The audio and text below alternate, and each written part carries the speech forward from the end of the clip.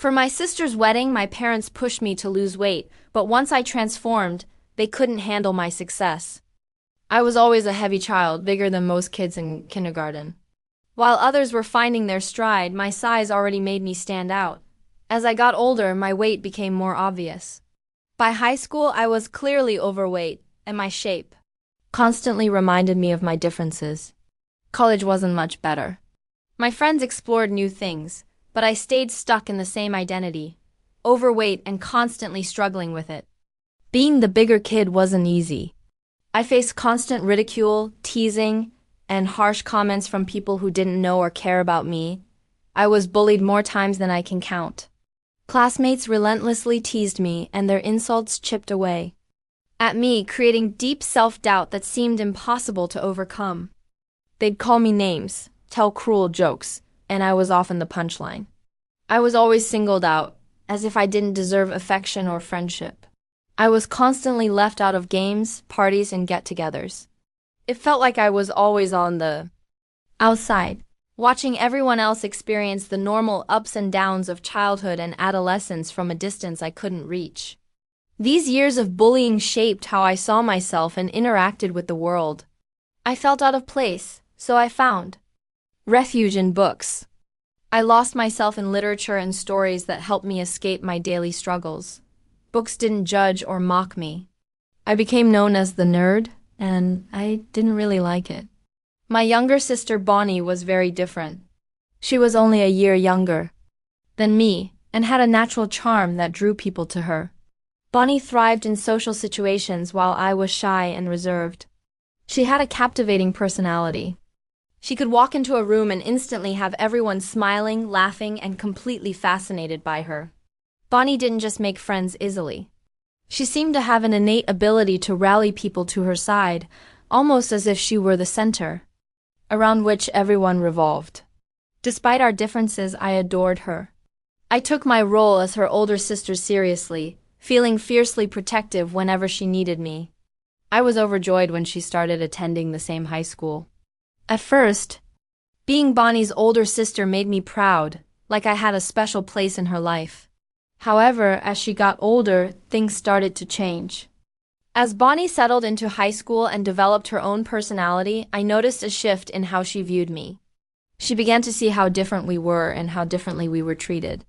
While I was the quiet, studious type, she was lively and popular, quickly making a name for herself among the cool crowd.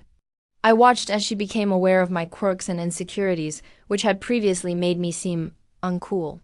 Bonnie started to distance herself as she found new friends. She would then actively try to ignore or avoid me at school, which hurt. It genuinely pained me that my own siblings saw me as inferior. Nevertheless, I tried my best to accept her decision and give her the space she seemed to need, even though it hurt to think I was losing not only my sister but also a friend. But gradually, Bonnie stopped ignoring me and started hanging out with others who made me feel like an outcast. Bonnie and her friends would take every chance to humiliate me. Whenever we met in the hallways or at lunch, they'd taunt me in front of other students, or worse, try to trip me as I walked by with my lunch tray, just to make everyone laugh. It felt like I was losing her, not to new people but to the same teasing and abusive behavior I'd been subjected to for so long. I was always on guard, trying to avoid not only my peers' criticism, but also the humiliation inflicted by my own sister. It hurt a lot, especially because it came from someone I had always admired and looked up to. When Bonnie invited her friends over, they would all gang up on me at home. They'd rush into my room without knocking, then laugh and point at my body. They'd throw insults like geek and fatty at me like they were nothing. I felt like a zoo animal, like I was their source of entertainment when they invaded my personal space. In my room, I felt small and alone, like an alien in my own home. I tried to explain it to my parents multiple times, hoping they'd see how hard it was for me to deal with Bonnie's behavior. But every time I brought it up, they dismissed my concerns. They'd smile and defend her actions, claiming that's how siblings bond, that Bonnie was just playing around. They told me it was harmless, even suggesting I lighten up and stop taking everyone's teasing so seriously. They told me I was older and should be more patient and resilient. So, not only did I face years of bullying from my peers, including my own sister, but my concerns were repeatedly ignored by my parents. It made me feel isolated, as if no one in my own family understood how deeply it hurt. The only time I ever felt truly seen by our parents was when I got my grades. Academics had always come easily to me, and I was used to getting high marks. In a way, it was the one area where I felt superior to everyone else. It was also the one way I could make my parents proud, the one part of my life they seemed to actually care about. My parents loved bragging about my accomplishments to friends and relatives, presenting me as the family scholar, as if my grades proved their parenting skills. But Bonnie hated the comparisons. She wasn't an academic overachiever, nor did she want to be, but our parents' constant reminders of my achievements made her resentful. They held my grades up as an example, implying she needed to do the same. I could always tell she was frustrated and angry, which is probably why she did what she did to me. Bonnie would occasionally try to sabotage my hard work to get back at me. She would sneak into my room in the middle of the night and grab my homework, often right before a major assignment was due. I'd wake up the next morning to find my perfectly completed work gone. Panic would set in, and I'd frantically search through my books, papers, and files, getting more anxious with each passing minute. And there she'd be, smirking, watching me from the doorway, relishing every moment of my distress. To her it was a small victory, a way to take me down a peg, and remind me I wasn't invincible. She knew how important my grades were to me, how much of my self-worth I'd invested in them, and she enjoyed disrupting that part of my life. I only found out about her stealing my assignments years later when she drunkenly admitted it one evening. My relationship with Bonnie has softened over time, but we're still far from close. You could say we've matured a little, and some of the animosity from our youth has faded. However, the strong closeness that siblings often share never fully developed between us. After graduation, I moved out and started a new life in a new city with an interesting job and fresh opportunities, which meant I didn't see my family as much. As time passed, our communication was limited to occasional phone calls or texts. So last year, when I planned the summer visit home, I was genuinely excited to see everyone. It had been a long time since we'd all been together as a family, and I was eager to catch up and reconnect. However, not everything went as planned. Our family lunch started well enough. Everyone seemed happy to see me, and for a moment, it felt like old times. That changed, though, when Bonnie unexpectedly announced her engagement. None of us saw it coming, and we initially thought she was joking. However, it was immediately clear she was serious. She proudly held out her hand, showing off a gorgeous ring, and I couldn't help but say how exquisite it was. I was genuinely happy for her, delighted that she had finally met someone she loved and who loved her back. Almost as soon as the congratulations died down, Bonnie turned to me and asked about my recent activities. I told her about my job, my life, and how fulfilling things had been for me. Before I could finish, she cut me off. "I can't help but say this," she started, smirking, "but why are you still fat? If your life is truly amazing, shouldn't you have lost weight by now?" Her comments hit me like a slap, reawakening old insecurities I thought I had overcome. The room became uncomfortably silent, and I could feel everyone's gaze on me, waiting to see how I'd respond. I merely shrugged and tried to laugh awkwardly at her comment, but my parents immediately joined in to criticize me. They started discussing how I was still obese and unmarried, and how they were concerned I'd never have children. I felt so mortified hearing them talk like that. My accomplishments, the work I was proud of, the life I'd built for myself in another city didn't seem to matter in their eyes. They were only concerned with my weight and the fact that I didn't have my own family. As my parents and sister kept talking about me, their comments cut deeper than I imagined. I had spent years finding myself, gaining confidence and freedom. But in those moments, I felt like the same nervous, awkward teenager I had always been, desperate for my family's acceptance and approval. My parents then praised Bonnie for getting engaged before me and expressed their pride in her. To them, I was the inferior child, successful but not quite enough. What was supposed to be a happy family reunion had quickly turned into a heartbreaking reminder of old wounds. At that point, I felt more like an outsider than ever. Bonnie didn't stop. She continued to ask probing questions.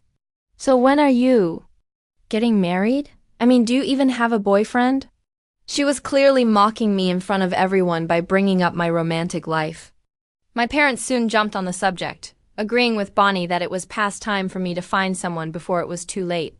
They pointed out how Bonnie, being younger, was settling down before me, while I, the older one, was wasting my life away at work. I tried to argue that I liked my life the way it was, that my work and freedom gave me fulfillment. My career paid well, and I was passionate about it, so why did I need to meet a spouse or have a child to be happy? I'm content just the way I am, I told them, but my words didn't seem to register. My mother especially seemed contemptuous. She gave me a sharp look and taunted me. What's the point of earning all that money if you don't have anyone to come home to? It was as if she couldn't believe that happiness existed outside of marriage or family. Sitting there, I had the familiar feeling of being misunderstood, that my life choices were disregarded. This was my family, and they were supposed to know me best. However, they seemed preoccupied with a different definition of happiness than mine. I had come home seeking connection and warmth, but instead got judgment and taunts. Bonnie then smirked and added, I expect you to at least have a +1 by the time my wedding rolls around. She chuckled and continued, I don't want people thinking my sister is some old miserable woman all alone while I'm getting married. The comment stung. I simply shook my head and assured her I'd try. That's when my folks spoke out again. Matter-of-factly, Bonnie's wedding is almost a year away. Even if you can't find a partner, you could at least try to lose weight and look more presentable for her wedding. They suggested that if I lost weight, it would be simpler for me to attract a partner. Bonnie enthusiastically agreed with them. Yeah, I want you to lose a few pounds at least, she remarked nonchalantly, as if she was doing me a favor. I sat there astonished and humiliated, with an ache I hadn't felt in years. How could my relatives talk to me like this? Did I truly deserve their hateful words simply because I was overweight? Was I not meant to have feelings because I was fat? I was a normal person just like them. I functioned like everyone else. I never saw my weight as a barrier, so why did they? I'd even dated men who liked me just the way I was, but my parents. And Bonnie made it sound like my weight was stopping me from finding love or men approaching me, which wasn't even true. I wanted to defend myself and tell them how terrible their statements were, but I felt frozen, unable to find the right words. Their statements took me back to high school, to the agonizing times when my weight made me a target. I hated how casually my family brought up my deepest concerns without considering how they made me feel. So I sat there holding in my pain and let the topic change. When I returned home from my trip to see my family, I threw myself into losing weight with a zeal I hadn't realized I possessed. It started as a way to prove something to my family, but it gradually became very personal. I joined a gym, followed a strict diet, and even hired a personal trainer. My trainer has been a lifesaver. After going through her own transformation from overweight to a healthy weight, she knew exactly how to help me through a path tailored specifically for me. She created a routine for my goals and encouraged me every step of the way, reminding me to give myself grace when I stumbled. This time, everything seemed to click. I started losing weight steadily, and as the pounds came off, I felt lighter, not just physically but also mentally. For the first time in my life, I began to feel and look different. My confidence grew quickly. I used to think that losing weight wouldn't have much of an impact, but it has. People see me differently now. Strangers are nicer and more attentive. Friends and colleagues treat me with new respect. I can't deny that this feels like a validation I've never gotten before. It's as if I've suddenly become more noticeable than I was. My new body brought a new sense of style. I overhauled my entire wardrobe, filling it with items I had only fantasized about wearing. I even opted for a complete hair makeover, trying a daring and trendy style I would have been too afraid to try in the past. Perhaps it seems extravagant, but I've never felt so good. I look in the mirror now and don't recognize the person staring back. It's like meeting a version of myself I never knew existed. I'm proud of how far I've come, not just because I lost weight, but also because I gained confidence and self-assurance. With Bonnie's wedding just 2 weeks away, my family has invited me to fly down and join them for lunch next week to finalize the plans for her special day. But I don't feel like returning home. I don't want my family to ridicule me again or make me feel small, especially now that I'm finally feeling good about myself for the first time in a long time. I don't want to go to Bonnie's wedding anymore because of how she and my parents have treated me. But I know if I don't go, they'll be furious and give me a long lecture about how family is family and how, no matter how heartbroken I am, I must be present for Bonnie's big day. So, Reddit, what happens if I don't attend my sister's wedding? Update 1. Wow, I'm overwhelmed by everyone's response. Some of your suggestions are truly hilarious. I can't believe you're encouraging me to show up and mess with my sister now that I've lost so much weight. Growing up as a heavy kid negatively impacted my self-esteem, especially how I saw myself. I struggled with self-doubt for a long time, always believing I wasn't good enough or didn't measure up to others. But reading all your responses has been a game changer. It's as if you've helped me see myself in a completely new light, and I'm finally starting to feel more confident than I ever have.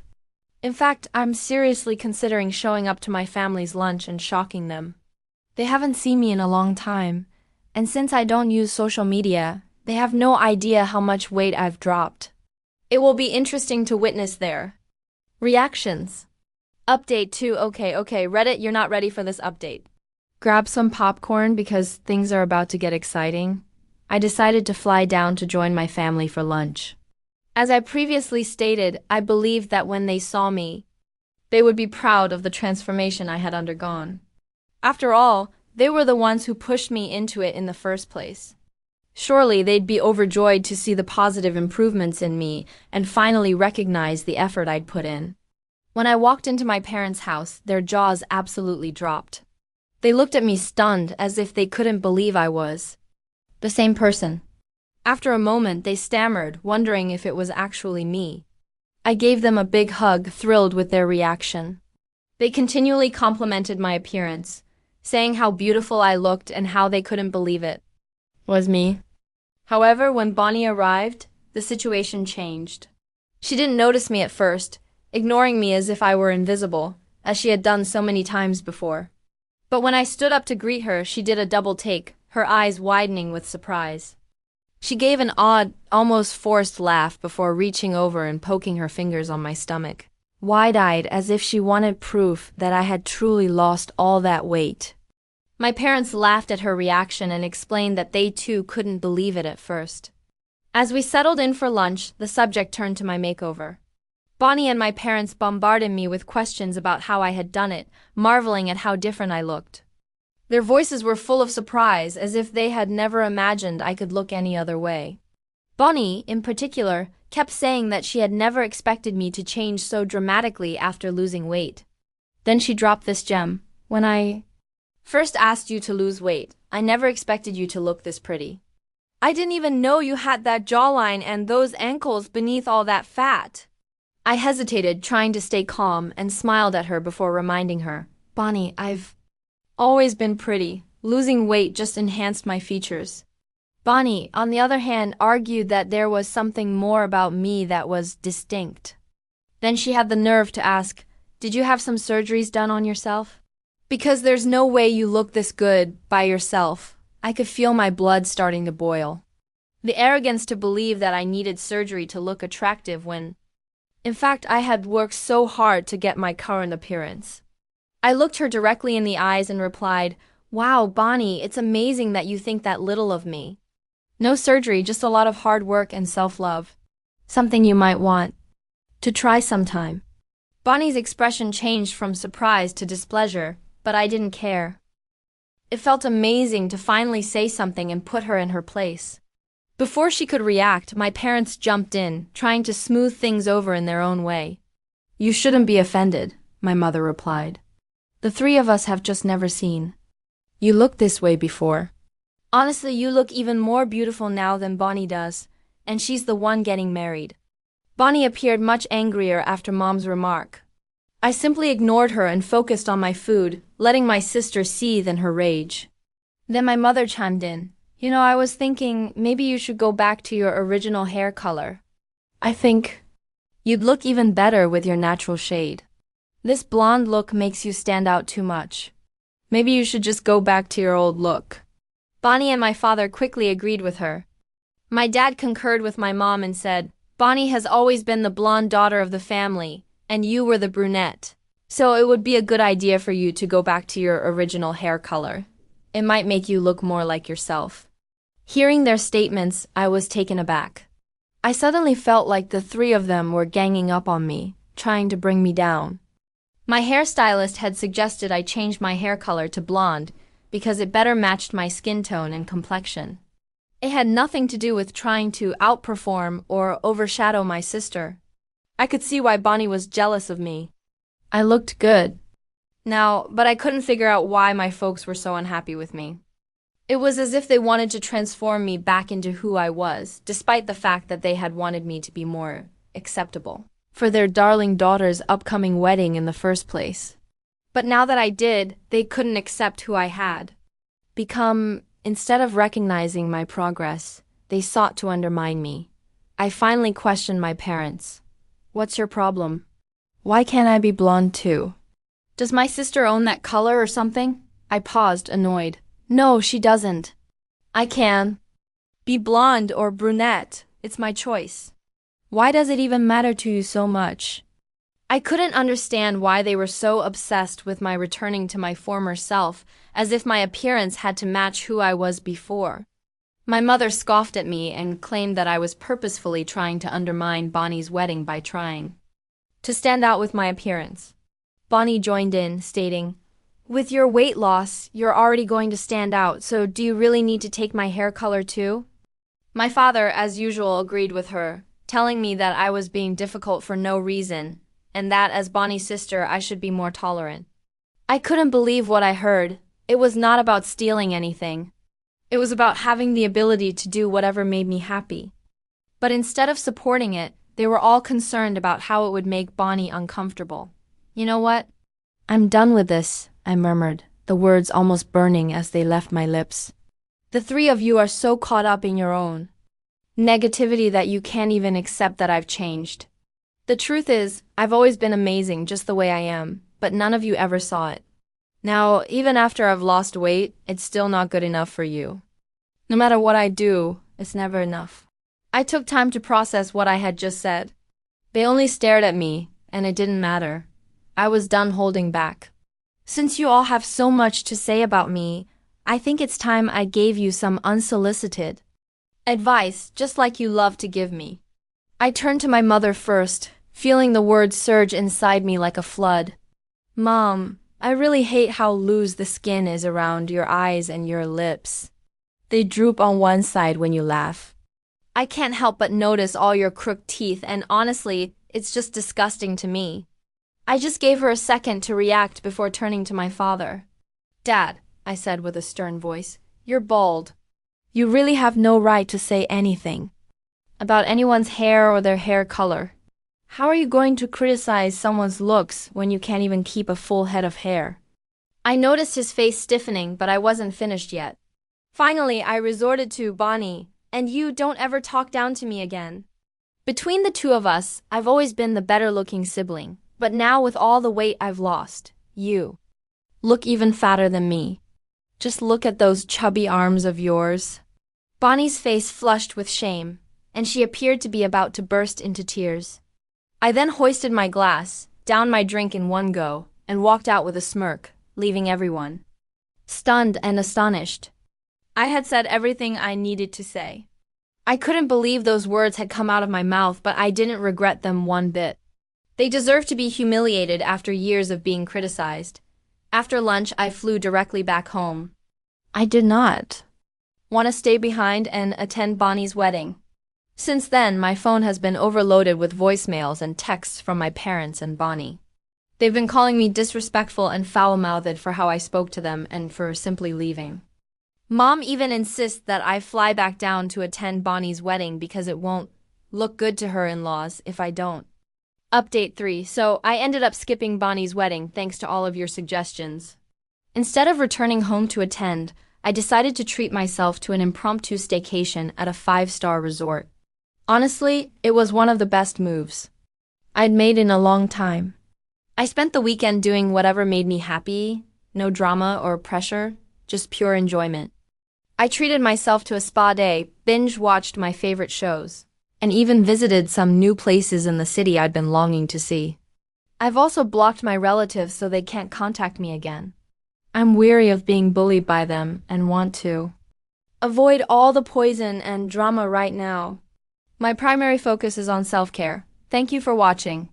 If you haven't subscribed yet, please do so and hit the notification bell to stay updated with more shocking real-life stories happening around you.